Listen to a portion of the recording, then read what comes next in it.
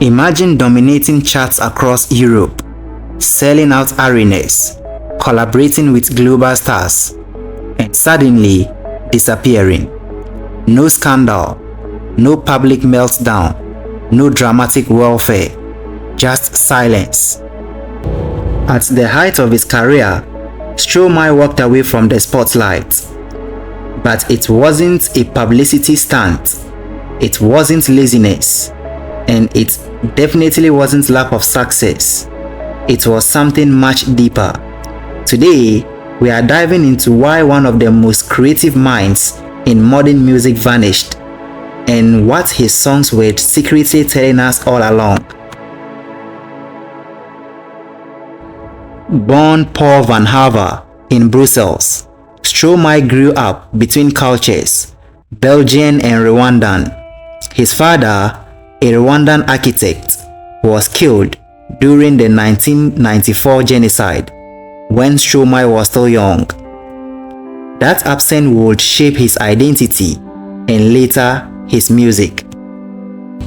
In 2009, he exploded into the European scene with Alors on Danse, which turned him into a household name almost overnight. But it was his 2013 album, Racine Carrère, that changed everything. Songs like Papaoutai and Formidable dominated charts globally. According to interviews covered by outlets like Rolling Stone and major European press, Stromae became one of the most in-demand performers in the world during this period. He wasn't just a singer, he was a visual director, a fashion designer, and cultural innovator. But success can be loud, and sometimes loud becomes overwhelming. When Papaoutai became a global anthem, people danced, but beneath the colorful visuals and infectious rhythm was a devastating question. Papaoutai, Dad, where are you? This wasn't metaphorical. Stromae's father was killed during the Rwandan genocide. He grew up without him. In interviews, Stromae explained how that absence shaped him deeply. He delivers the lyrics in a controlled, almost detached tone, which makes the emotional weight even heavier. This song isn't angry, it's searching. It reflects a child trying to understand something irreversible. And when you realize this, you start to see something important. Stromae was always processing trauma through rhythm. But trauma doesn't disappear just because it becomes art. In 2013, Stromae released Formidable. The music video showed him wandering the streets of Brussels, appearing drunk and unstable. Many passerby thought it was real. It wasn't. It was performance art. The song explores heartbreak, rejection, and emotional breakdown. Instead of presenting himself as composed and strong, Stromae portrayed vulnerability, even embarrassment. He didn't glamorize sadness, he exposed it. This was rare in pop music, but it was also a sign. Behind the genius performer was someone emotionally exposed to millions, and the world was constantly watching. After Racine Carrère, Stromae toured relentlessly. Europe, Africa, North America, sold out venues everywhere. But in 2015, something changed. During his tour in Africa, he fell seriously ill.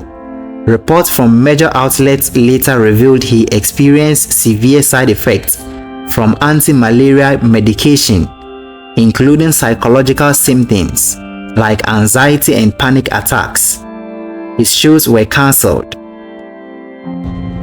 And so after, he disappeared from touring completely. This wasn't burnout alone. This was physical and mental collapse In later interviews, Stromae admitted that he needed to step away completely to live a normal life. From 2015 onward, Stromae went quiet. No album, no major performances, no global appearance for nearly 7 years. According to interviews covered by Rolling Stone and European media, he focused on family life, fatherhood, his creative label Mozart, and mental recovery. He got married, became a father, and in that silence, something changed. He wasn't running away from music, he was rebuilding himself. When Stromae returned in 2021, he didn't pretend nothing happened. He released Lenfa, meaning hell, in a televised performance that blended interview and song. He addressed intrusive thoughts and emotional struggle openly. Without quoting lyrics, the message was clear: isolation, overwhelming thoughts, and mental battles. He wasn't hiding anymore. This wasn't the colorful irony of Papaoutai. It was direct, vulnerable, and honest. His disappearance suddenly made sense. He didn't leave because he lost passion.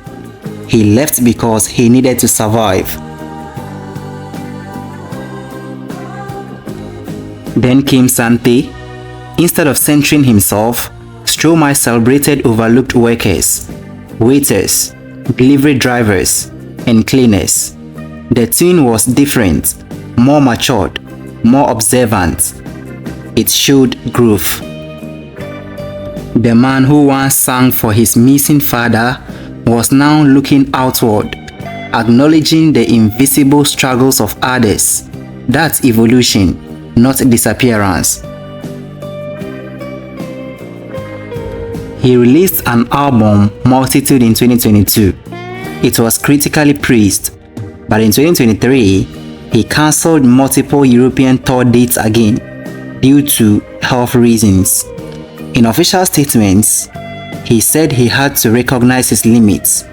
Even after recovery, balance remains fragile. This shows something powerful. Healing isn't linear. Stromae didn't disappear because he failed. He disappeared because he succeeded too fast, too intensely, and without pause.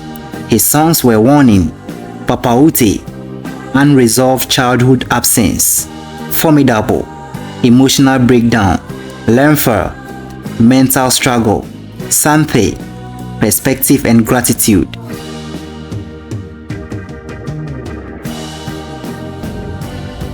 Stromae's disappearance wasn't abandonment, it was self-preservation. And maybe the most powerful thing about Stromae isn't his beats, it's his honesty. Because sometimes the bravest thing an artist can do is step away. If you enjoyed this deep dive, subscribe for more stories behind the artists you thought you knew. And tell me in the comments, which artist should we explore next? Thanks for watching, and I'll see you in the next one.